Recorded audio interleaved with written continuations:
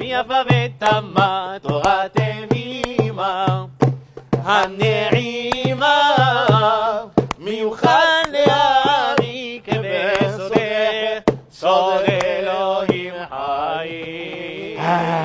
Shlomi, le judaïsme marocain, c'est ça.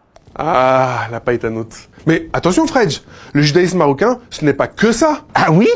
Ah, mais enfin Fredj, le Maroc c'est aussi les sages de Fès, de Meknes, de Rabat, de Tanger ou d'Essaouira, des petits enfants qui apprennent par cœur toute la Torah, les plus grands kabbalistes. Et on peut découvrir tout ça en Israël? Oui Baba.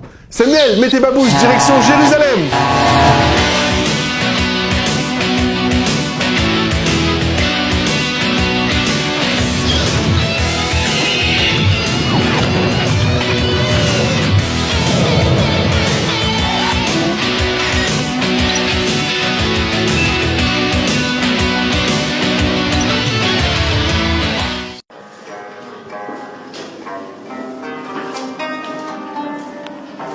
C'est vrai que le Maroc a toujours été un réservoir de rabbinim. Il serait impossible de tous les citer. On compte de nombreuses et très longues dynasties de sages.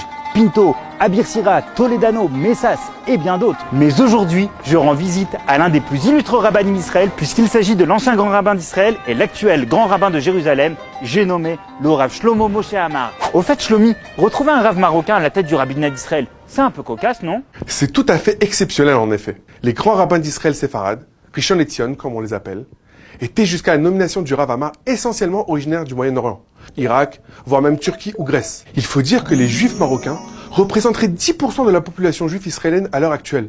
Il n'est donc pas malvenu que les Marocains soient représentés à la tête du grand rabbinat. Mais avant de parler du judaïsme marocain en Israël, parlons du Maroc. Les premières communautés juives y ont vu le jour il y a plus de 2000 ans. Mais la population juive locale, qu'on appelle les Toshavim, se voit renforcée par l'arrivée de plusieurs vagues d'immigration en provenance d'Espagne et du Portugal, en particulier pendant la Reconquista, puis pendant l'Inquisition. Ce sont les Megorachim. Ces immigrants ont profondément influencé les minagim, les traditions marocaines.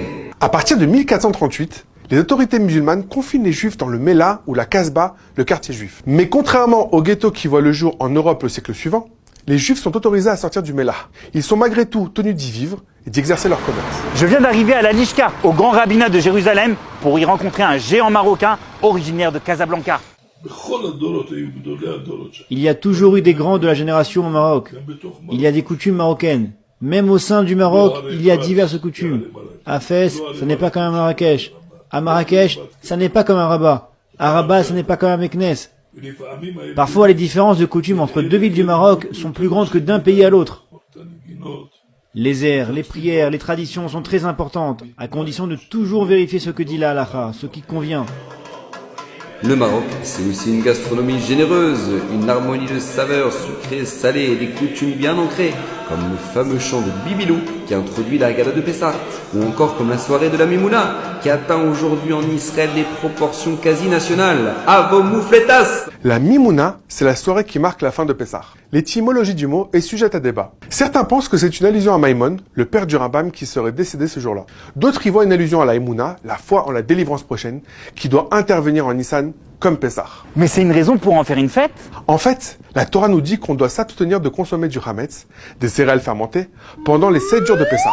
7 jours et pas plus. C'est pourquoi on organise la fête de la Mimouna juste après Pessah pour consommer à nouveau du hametz, l'occasion de faire la fête, de savourer des mets délicieux, autour de paroles de Torah et de profiter d'un bon concert de païtanout. Justement, je suis en présence d'Eli Dayan et de son fils Yoel, deux païtanim exceptionnels. Yoel, en un mot, la païtanout c'est quoi? La païtanout, ça vient du mot piyut, qui signifie chant liturgique et qui est basé sur des textes de la Torah. La païtanout marocaine a pour source l'Espagne, puisque les Juifs, lorsqu'ils ont été expulsés en 1492 d'Espagne, ils ont importé ce qu'on appelle ce patrimoine andalou, qu'ils l'ont importé au Maroc. Donc, les tzadikim, ils avaient l'habitude de chanter. Par exemple, j'ai des photos dans certains livres où on voit Rabbi Haïm Pinto de Casablanca avec son luth, avec d'autres tzadikim qui étaient en train de chanter pour Akadosh Baruch Hu. Dans la liturgie marocaine, on a plusieurs modes musicaux. Et chaque mode musical s'appelle un makam. Ah, la bat de colle, ça c'est makam. Chez nous, les bakashot, chaque Shabbat d'hiver, c'était chaque Shabbat un autre monde. Il y avait des milliers de mélodies. La musique, le chant, ce sont des arts très spirituels. Ça a une grande importance dans la mystique juive, la Kabbalah. Et Rabbi Chaim Ben Attar, le Roi Chaim Akadosh, Rabbi Amram Ben Diwan, Baba Saleh furent tous d'éminents kabbalistes. La Kabbale, c'est l'enseignement ésotérique de la Torah, le secret des âmes, des réincarnations, les fameuses étincelles de sainteté, les nitzotzot de Gdusha enfouies dans la matière, que l'on raffine à travers les mitzvot. Justement, la Bat-Kol, je suis en compagnie de Rav Moshe Eliaou Bousso, petit-fils de Baba Saleh. Rav Moshe Eliaou, pourquoi la Kabbalah est si importante dans le judaïsme marocain? Il faut dire d'abord qu'il y a deux courants principaux de la Kabbale du judaïsme marocain. D'abord le courant ancien, la Kabbale ancienne, et puis le nouveau courant qui est basé sur la Kabbalah du Harizal.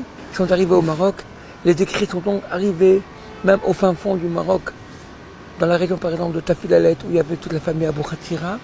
Et on voit dans les écrits de la famille Abou Khatira, vraiment la Kabbale est basée sur la Kabbalah du Harizal. Mais attention, ne s'improvise pas kabbaliste qui veut. On ne peut prétendre à ce titre qu'après avoir gravi tous les échelons du savoir talmudique et de la halakha.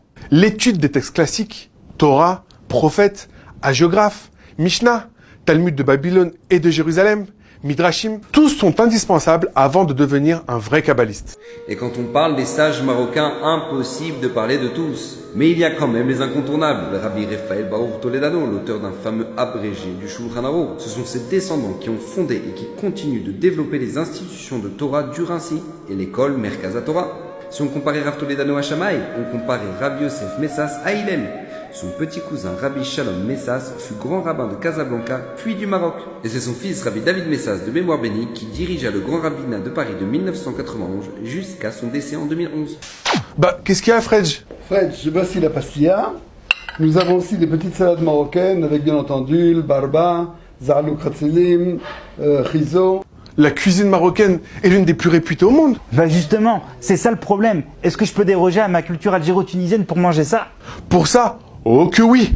En plus, il ne faut pas vexer tes hôtes. D'autant plus que les Marocains sont réputés pour leur sens de l'hospitalité hors du commun. Tout ça ne passe pas si vous ne prenez pas un petit peu de mahia.